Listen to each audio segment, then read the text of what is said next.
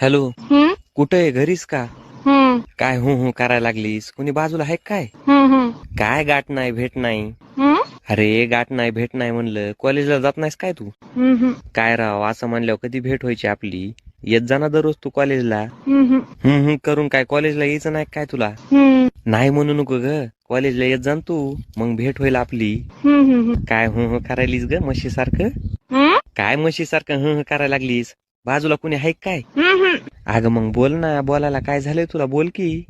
बरं ऐक ना, तुला एक सांगायचं होतं ग. अगं वेडे, तुला एक सांगायचं म्हणलं ग.